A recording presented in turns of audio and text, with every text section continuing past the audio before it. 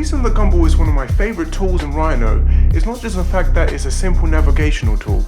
I mean, yeah, you can move your object around in all three directions and any combination of XYZ, but it's the fact that you can do so much more.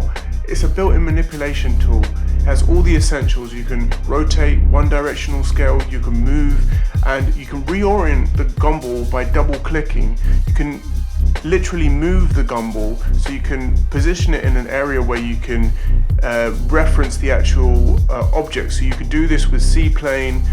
You can double click the rotate scale, move it around, so you can manipulate in different ways to help you make edits to your objects. So play around with the world object view settings, get the alignment right, and it's a big time saver. So it's one of my favorite tools. You've got to try it if you haven't already.